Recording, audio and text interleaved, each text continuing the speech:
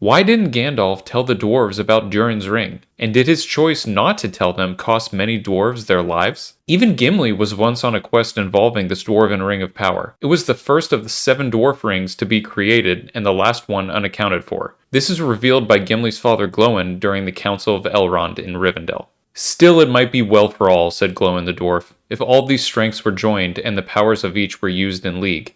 Other rings there may be, less treacherous, that may be used in our need. The 7 are lost to us, if Balin has not found the ring of Thror, which was the last. Naught has been heard of it since Thror perished in Moria. Indeed, I may now reveal that it was partly in hope to find that ring that Balin went away. You may remember that Balin was one of the members of Thorin and company who traveled with Gandalf and Bilbo to the Lonely Mountain to reclaim their kingdom from the dragon Smaug. After taking back the mountain, Balin and a settlement of dwarves decided to travel west to the Misty Mountains to retake Moria. This is why Gimli and Glóin set out on their quest to Rivendell, to find any news of Balin's settlement in Moria and also to warn the elves of Sauron's offer of friendship to the dwarves. Now, Moria was significant because of the mines that were established there. Mithril was abundant in that area and was incredibly valuable. It was said that the mithril coat that Bilbo gave Frodo was worth more than the Shire and all of its contents. So Moria was already a place of interest for the dwarves due to its mining potential, but it gained even more importance after they connected it to the lost dwarven ring of power.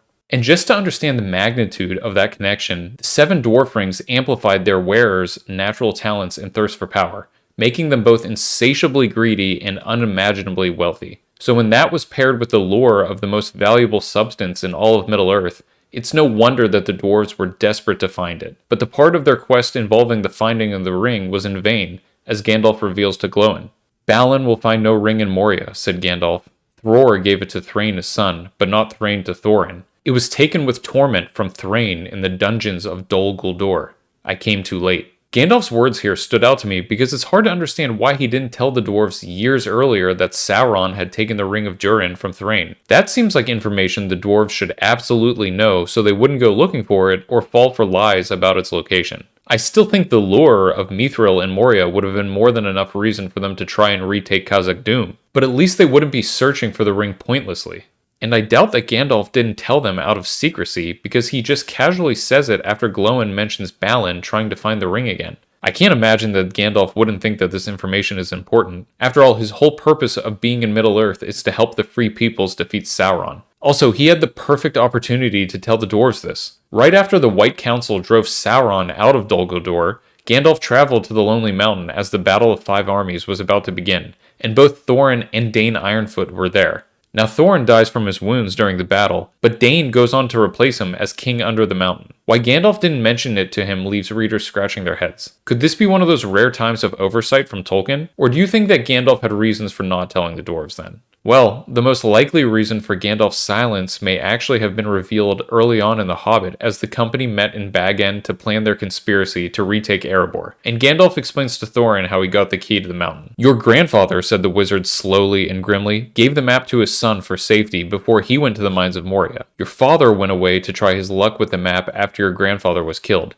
and lots of adventures of a most unpleasant sort he had, but he never got near the mountain. How he got there, I don't know, but I found him a prisoner in the dungeons of the Necromancer. Whatever were you doing there? Asked Thorin with a shudder, and all the dwarves shivered. Never you mind. I was finding things out, as usual. And a nasty, dangerous business it was. Even I, Gandalf, only just escaped. I tried to save your father, but it was too late. He was witless and wandering, and had forgotten almost everything except the map and the key. We have long ago paid the goblins of Moria, said Thorin.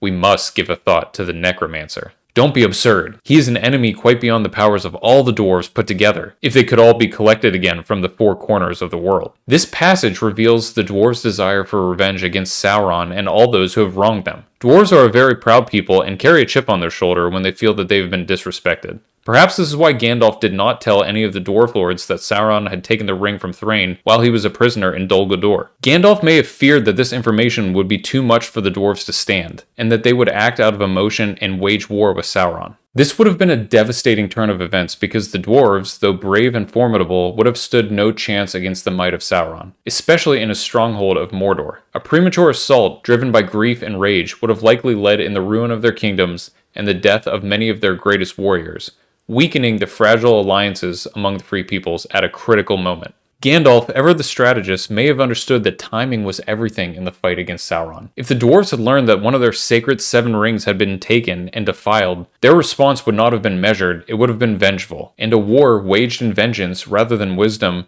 could have ended with the dwarves playing directly into Sauron's hands. Not only would they have failed to recover the ring, but their destruction would have further tipped the balance of power in the Dark Lord's favor. In this light, Gandalf's silence appears less like an oversight and more like a grim necessity. He may have judged that withholding the truth was the lesser of 2 evils, and that preserving the dwarves' strength was essential for the larger war to come. Revealing too much, too soon, could spark a war that Middle-earth could not afford. Gandalf was very likely aware of how prideful the dwarves can be and how they don't forget things easily. We even see this later on in the story as the Fellowship of the Ring makes its way toward Moria. "Well, here we are at last," said Gandalf. "Here the Elven way from Holland ended. Holly was the token of the people of that land, and they planted it here to mark the end of their domain, for the West Door was made chiefly for their use in their traffic with the lords of Moria. Those were happier days, when there was still close friendship at times between folk of different race, even between dwarves and elves."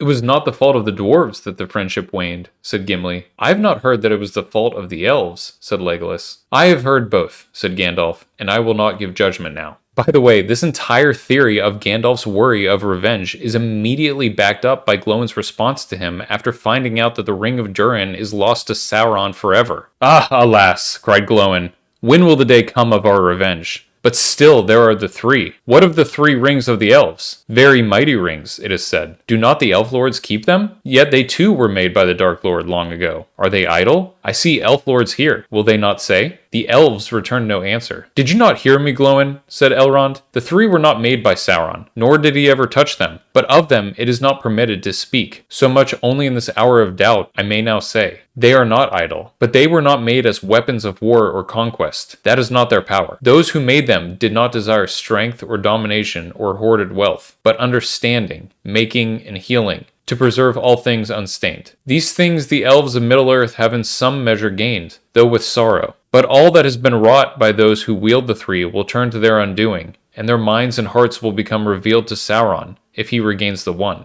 It would be better if the 3 had never been. That is his purpose."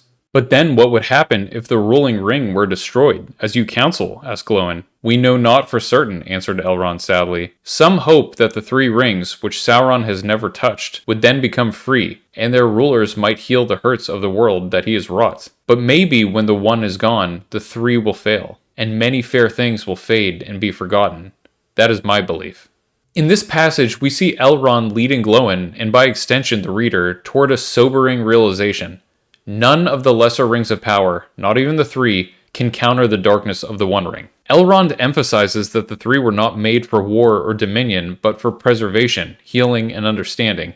And yet, despite their purity, even the 3 are bound to the fate of the 1. Their power, their beauty, and even the good they've accomplished are all vulnerable to corruption if the One Ring remains. There are no shortcuts to defeating evil. While Glóin likely found little comfort in Elrond's words, he might have taken some solace in knowing that Balin had never found the lost Ring of Durin. Had he succeeded, it would have only exposed him to Sauron, just as the Dark Lord was nearing the height of his power. Though dwarves cannot be turned into ringwraiths, and are more resistant to the ring's corrupting influence, they are not immune. The rings awaken greed and pride in them, driving actions that, in the end, advance Sauron's own dark designs. Which brings us to a fascinating question. What became of the souls of men who were turned into ringwraiths after the destruction of the One Ring? For the full answer, be sure to check out the video I made diving into that very topic. Link in the description below. Farmer Maggot telling a Nazgul to get lost may be one of the most badass moments in all of the Lord of the Rings books. But what you may not know is that it touches on a mysterious power that Gandalf hints at several times during the story. It all starts with this passage. He went up the lane towards the causeway not a long while back. He was a funny customer and asking funny questions. They waited anxiously for him to go on. "Well," the farmer continued, approaching his point with slow relish, "he came riding on a big black horse in at the gate, which happened to be open, and right up to my door. All black he was himself, too, and cloaked and hooded up, as if he did not want to be known. Now what in the Shire can he want? I thought to myself. We don't see many of the big folk over the border, and anyway, I'd never heard of any like this black fellow. 'Good day to you,' I says, going out to him. 'This lane don't lead anywhere, and wherever you may be going, your quickest way will be back to the road.' I didn't like the looks of him, And when Grip came out, he took one sniff and let out a yelp as if he had been stung. He put down his tail and bolted off howling. The blackfellow sat quite still. "I come from yonder," he said, slow and stiff-like, pointing back west, over my fields, if you please. "Have you seen Baggins?" he asked in a queer voice, and bent towards me. I could not see any face, for his hood fell down so low, and I felt a sort of shiver down my back. But I did not see why he should come riding over my land so bold. "Be off," I said. "There are no Bagginses here. You're in the wrong part of the Shire. You had better go back west to Hobbiton, but you can go by the road this time." "Baggins has left," he answered in a whisper. "He is coming. He is not far away. I wish to find him. If he passes, will you tell me? I will come back with gold." "No, you won't," I said. "You'll go back to where you belong, double quick. I give you 1 minute before I call all my dogs." He gave a sort of hiss. It might have been laughing, and it might not. Then he spurred his great horse at me, and I jumped out of the way just in time. I called the dogs, but he swung off, and rode through the gate and up the lane towards the causeway like a bolt of thunder. What do you think of that? This is a simple hobbit farmer, not a warrior, not a wizard, not a ring bearer, standing face to face with one of Sauron's most terrifying servants. No, I take that back. Sauron's most terrifying servant. And he tells him to leave. No fear, no hesitation, just pure grit. I love how Tolkien doesn't play it up with big dramatic language or a grand fight. Instead, it's told in Farmer Maggot's no-nonsense way, like it's the most natural thing in the world. And what makes Farmer Maggot's stand against the Nazgul even more meaningful is something Gandalf himself points out later in the story, that hobbits seem to possess a natural resistance to the dark powers at work in Middle-earth. There's something in their spirit, simple, grounded, and stubbornly good, that makes them harder to sway. Just like Frodo had an amazing resistance to the Morgul blade wound, and similar to how Bilbo was the only person to ever give up the ring by his own free will. Maybe this is Maggot's version of that hobbit power. All the other races seem to have some power or abilities. Elves have immortality and wisdom. Also, they can walk on snow. Dwarves are genius craftsmen. Men are heroic and bold. So I like to think that the exact traits that make hobbits appear weak to some in Middle-earth are actually their greatest strengths. Simple, straightforward people with good hearts. They may not like things out of the ordinary, but that can also be a good thing too. Just like we see here with Farmer Maggot. What do you think? Let me know in the comments below, and don't forget to subscribe for more videos. And if you want to watch more videos about Farmer Maggot, I did one covering his friendship with Tom Bombadil. Link is in the description below.